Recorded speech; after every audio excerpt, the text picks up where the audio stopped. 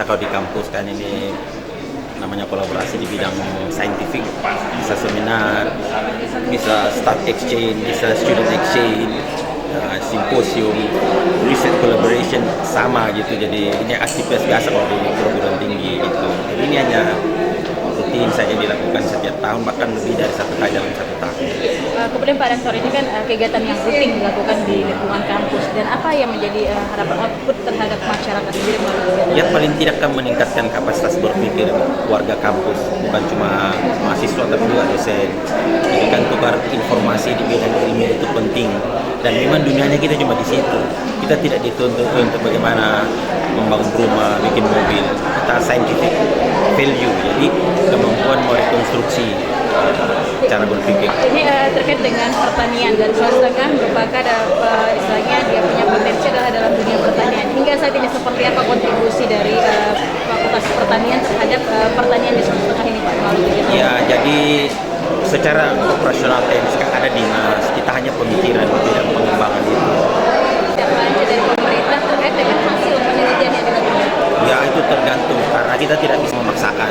MUI juga itu kan pendekatan administratif, jadi itu dasar-dasar untuk membangun kerjasama yang lebih memiliki dasar-dasar kebersamaan, kesepakatan. Dari kegiatan ini Pak, seperti apa respon para dosen? Ini kan adalah Ya, ini kan khusus ilmu pertanian, jadi tentu kita berharap mereka bisa memanfaatkan situasi ini. Ya, ini adalah simposium internasional yang diselenggarakan oleh Fakultas Pertanian Universitas Tadulako. Kita lakukan ini dalam rangka hari lahirnya Fakultas Pertanian yang kebetulan bersamaan dengan lahirnya Universitas Tadulako karena waktunya bersamaan. Jadi tujuannya itu tentu saja untuk kepentingan saintifik, ilmu pengetahuan, memberikan kesempatan kepada para ilmuwan terutama dan para stakeholder untuk ikut serta dalam event internasional, karena ya saya kira universitas itu punya tujuan yang go internasional, dan karena itu ini event yang sangat penting. Ini juga penting bagi adik-adik mahasiswa baik S1, S2 dan S3 untuk mereka bisa punya kesempatan ikut dalam momen-momen yang sangat langka di tempat kita, seperti itu. Di kegiatan ini kita menghadirkan para pembicara, ada general lecturer atau kuliah umum dari IPB, beliau juga di C4, itu satu lembaga yang bergerak di bidang kehutanan. Kemudian ada beberapa dosen tamu dari universitas di Jepang maupun di Thailand. Di samping itu nanti ada paralel kelas menghadirkan hasil-hasil riset dari kawan-kawan, terutama sebagian besar dari dosen dari Universitas Tadulako dan juga dari partisipan dari beberapa instansi dari luar. Materinya sendiri terkait dengan simposium ini sendiri apa Mas?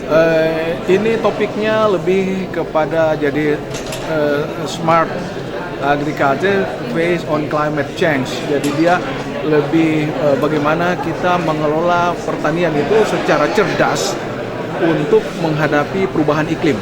Jadi dunia terutama pertanian, kehutanan, perikanan terutama itu dikelola secara cerdas untuk menghadapi kondisi perubahan iklim yang mau tidak mau kita akan hadapi secara bersama-sama. Dan kita ketahui bahwa kita Sulawesi Tengah itu dalam garis walase itu adalah satu daerah yang punya keunikan biodiversity yang spesifik. Kalau ini tidak dikelola dengan cerdas, dia bukan hanya berkurang tapi dia bisa terjadi kepunahan, dan kalau itu punah kita kehilangan kekayaan alam yang sangat luar biasa. Assalamualaikum warahmatullahi wabarakatuh, and good morning. Rector of Tadulako University, His Excellency Professor Dr. Insinyur Muhammad Basir, SAMS, distinguished speakers, guests, ladies and gentlemen. Welcome to the Conference Room Media Center of Tadulako University for the opening ceremony of the International Symposium due to the issue Smart Agriculture in the Face of Climate Change. Ladies and gentlemen, there will be also the signing of Memorandum of Understanding between Tadulako University of Indonesia, Kyoto Prefectural University of Japan, and Mindanao State University of Philippines. This event also to celebrate the 34th anniversary of Tadulako University and Agriculture Faculty. Excellencies, distinguished guests, and ladies and gentlemen, in the beginning of this opening ceremony, as our warmest greeting, we will present a traditional kindliness dance choreographed to symbolize blessing from God Almighty for the success of this international symposium and to welcome all the participants, speakers, and guests in this event. Please welcome Mokambu Dance.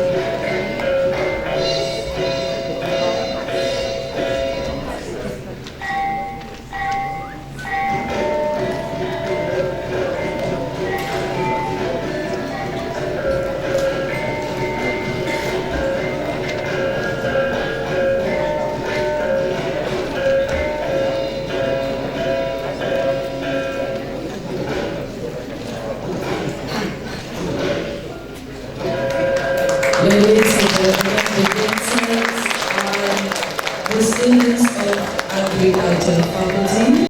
Distinguished guests, ladies and gentlemen, it is our honor to have a rector of Tadulako University, His Excellencies Professor Dr. Engineer Muhammad Basir SAMS, to deliver a keynote speech in this opening ceremony, and afterwards we would like to request the rector of Tadulako University to officially open the international. Vice Rector, D Director, Vice D, Vice Director, Head of the Institute and Technical Unit within the University, Coordinator of Study Program, Lecturer, distinguished guests, participants, ladies and gentlemen. Assalamualaikum warahmatullahi wabarakatuh, and good morning.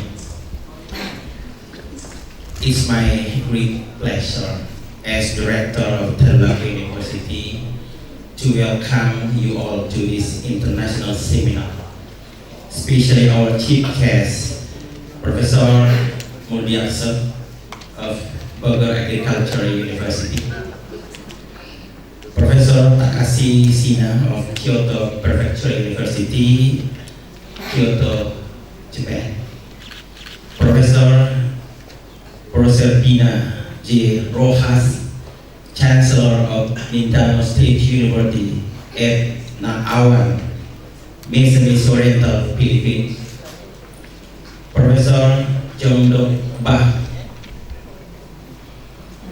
of Yongsan National University, South Korea, Professor Dr. Hedi Wijaya from Bogor Agricultural University, Professor Punti Pop Kasamsat of Kasathat University, Bangkok, Thailand.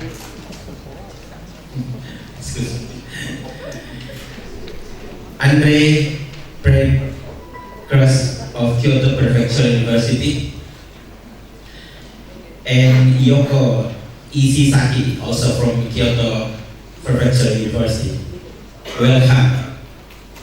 Today is a special day for all of us because we had the opportunity to attend the Agriculture International Seminar on the theme Smart Agriculture in the face of climate change. When talking about this theme, we already know that the climate is changing. The earth is warming up, and there is now overwhelming scientific consensus that it is happening, and human-induced. Many are agreed that climate change may be one of the greatest threats facing the planet. Recent years saw increasing temperature in various regions and or increasing extremities in weather pattern. Distinguished guests, ladies and gentlemen, solar radiation, temperature, and precipitation are the main drivers of crop growth. Therefore, agriculture has always been highly dependent on climate pattern and variations. Since the Industrial Revolution, humans have been changing the global climate by emitting high amount of greenhouse gases into the atmosphere, resulting in higher global temperature, affecting hydrological regimes, and increasing climate variability. Climate change is projected to have significant impact on agricultural conditions, food supply, and food security. Overall, climate change could result in a variety of impact on agriculture. Some of these effects are biophysical, some are ecological, and some are economic. However, agriculture is itself responsible for an estimated 1/3 of climate change. It is generally agreed that about 25% of carbon dioxide emissions are produced by agricultural sources, mainly deforestation, the use of fossil fuel-based fertilizer, and the burning of biomass. Most of the methane in the atmosphere comes from domestic ruminant, forest fires, wetland rice cultivation, and waste product. Over the past centuries, human ingenuity has led to technological advances in agriculture that have allowed substantial increase in crop yield, in part simulated to meet population growth. Intensive agriculture methods are reported to have a detrimental effect on the environment. Ladies and gentlemen, now our question is, how can agriculture adapt? Adaptation strategies are short and long-term changes to human activities that respond to the change in climate. In agriculture, adaptation will require cost-effective investment in water infrastructure, emergency preparation for and response to extreme weather events, development of resilient crop varieties that tolerate temperature and precipitation stresses, a new or improved land use and management practices, crop breeding for development of new climate-tolerant crop varieties is a key tool for adapting agriculture to a changing climate. Cropping system development is another tool that can help agriculture adapt. For example, the use of crop mixture that have several crops growing at one time can help system exhibit greater durability during period of high water or heat stress. The second question is, what are research and development needs? Perhaps we have need to development of drought-resistant crop that have been tested for strong yield when subjected to period of extended water shortage. Or maybe should have improvement in plant nitrogen and water use efficiency and development of cost-efficiency nitrogen uptake, the delivery system, and low-cost, high-efficiency irrigation technique. Or have to do the continuous field testing to track climate change, breeding for resistance to new disease and pests, or address change in pollinatory distribution have been identified as avenue to confront adaptation of crop in the face of climate change. Distinguished guests, ladies and gentlemen, facing all the questions above, university need to contribute and provide some solution to minimize the effect of climate change or to think to adapt to the climate change situation. The role of university becomes important to conduct deeper research on agriculture, seeking for the probability to create a smart agriculture. In line with this achievement, we will sign memorandum of understanding between Tadulako University and Kyoto Prefecture University, Japan, and Mindanao State University, the Philippines. Kyoto Prefecture University is not new to Tadulako University because the first MOU has been signed by the President of Kyoto Prefecture University in 2013. Also, Prof. Takashi Shina has been visited our university 2 years ago and became the invited speaker on the international seminar on research opportunity. Welcome back, Shina Sensei. It is also my pleasure to meet Professor Dr. Josephina Rojas, the Chancellor of Mindanao State University at Naawan, Misamis Oriental, Philippines, who come today for this occasion. I hope this partnership between our university will be strengthening our collaboration, especially in the area of agriculture. Finally, I thank you very much to our entire guests and all participants for being with us today at the Media Center, Tadulako University, and enjoy your time here in Palu. Once again, from the bottom of my heart, I would like to welcome you all and wish you a very successful seminar and an enjoyable time. Bismillahirrahmanirrahim, the International Symposium and the theme Smart Agriculture in the Face of Climate Change officially open. Thank you very much. Ladies and gentlemen, we come to the signing of Memorandum of Understanding session, and I would like to invite Professor Dr. Engineer Muhammad Basir S.A. MS, Director of Tadulako University, Professor Dr. Takashi Shina from Kyoto Prefectural University, Japan, and Mrs. Chancellor of Mindanao State University of Philippines, Professor Dr. Josephina Rojas, to deliver a short remark, and followed by Mrs. Chancellor of Mindanao State University, also to deliver a short remarks. Hello, everyone. Thank you very much for the lecture, Dr. Muhammad, for saying ceremony. So it is a great pleasure that Tokyo Prefecture University and Taiwan University has agreed to extend the term of MOU for, in this case, we extend the term of MOU for 5 years from this year, 2015 to 2020. So, the former MOU, it was agreed 2 years ago. I think it was a great success, so successful. So we succeeded in getting a grant from JSPS, Japanese government, for the collaboration between KTU and Tokyo University.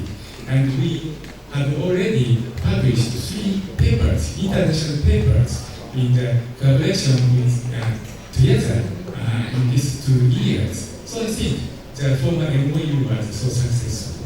So I would like to expand our MOU much more and more in the next 5 years.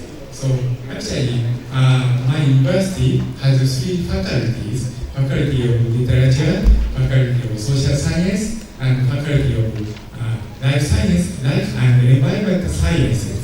And my faculty, Life and Environmental Sciences, covers so wide range of research areas, including agriculture and physics, chemicals, biology, food sciences, forest science, so on.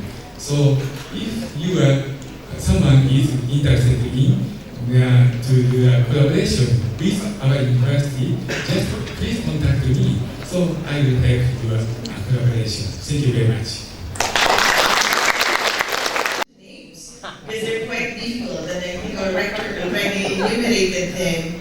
But my pleasure to see all of you, and for all the faculty and the other participants in this symposium. Good morning. Today is really a memorable day for us, August 20. This is very significant for us because we have actually made official the partnership that we would like to pursue. We in the Philippines had been working towards the impacts of, trying to address the impacts of ASEAN integration. I think all of us have heard of ASEAN integration in 2015, and we're supposed to do a lot of things before the end of this year. For the information of everybody, the past year, the past months, we have been really working hard on this because there is no choice. While ASEAN integration is supposed to, improve the economy of the region, it's to address mainly the ASEAN economic community, we don't have a choice because this actually is a commitment to infuse integration, infuse changes in governance, and in so many areas. It actually sets the framework for educational integration and internationalization, so that in the end, the region, that is the ASEAN region, Philippines and Indonesia included, will have a strong competitiveness. We become globally competitive. And therefore, it is an imperative, actually, for us in the management, and I think our rector would agree with me, there is no choice but to really adopt some changes. Change sometimes makes us uncomfortable. Though small, regardless of its degree, even a small change will always make us uncomfortable at the beginning. But we hope that the benefits will outweigh the discomfort that we feel. The ASEAN integration makes us one. In fact, there is a move to, well, not really move, but I think there's no choice but for the global community to look at us as just one, us in the academe. Tadulako University probably already has its name, but in the end, when we look at it globally, we still are small. We still will have to do a lot to be globally competitive, and that I think is one of the objectives of ASEAN integration, that there be more cooperation, there will be more collaboration, that there is free movement of resources. And these resources include human resources. We should really be able to move freely in terms of research, in terms of our instruction strategies, and our missions as well. You know, the extension area of our university. So this free movement or dynamic movement, as I've said, is not just a desired possibility, but this is an imperative for us to take, and therefore the leadership, Rector and me being the head of the campus, will really have to infuse into our values, into our ethics, the objectives of ASEAN integration. And I hope that this development today, we have officially forged the partnership through a memorandum of understanding. This will set us anew into a kind of relationship, into a kind of endeavor that will make us stronger. My university, the Mindanao State University at Naawan, is one of the 11 campuses of the Mindanao State University system. We are part of a university system in the southern part of the Philippines, and each of the campuses has what we call as the flagship programs. My campus's flagship program is in the area of fisheries and agriculture and environmental sciences. We still offer the other programs that any other higher educational institution will offer. But our flagship program, as I've said, is in the area of food production, particularly actually fish. In other words, the major is in fish production and environmental protection and conservation.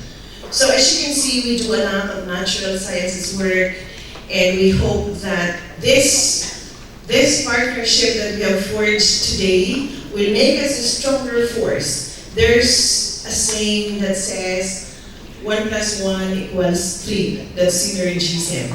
There is strength in partnership, there is strength in collaboration, and I hope that as we partner, we become stronger and we will be able to address a lot of key and major sustainability challenges. We are faced with this issue, climate change. And I think as we partner and as we collaborate, we will be able to address a lot of these challenges, because as I have been saying, there is always synergism. There is strength in synergism, in collaboration. And today's dynamic development will bring us to that level. Again, my congratulations to all of you, and I would like to thank the Rector for all this endeavor, and I would like, of course, to mention again for paving the road to this partnership. I hope we can really grow into a very strong partner. And there shall be initiatives later on. We hope that you guys can also come to our campus. As small as we are, we say we think big and we do big because we are part of a university system. But I think our size would not tell us of the things that we do. I am inviting everyone, if you get the chance, just contact me. And I will lead you to the right place, the right person, the right collaborator. Good morning. Now we move to the seminar session, and in the beginning of this seminar session, we will have general lecture by Professor D. Murdiaso from IPB, Bogor, Indonesia.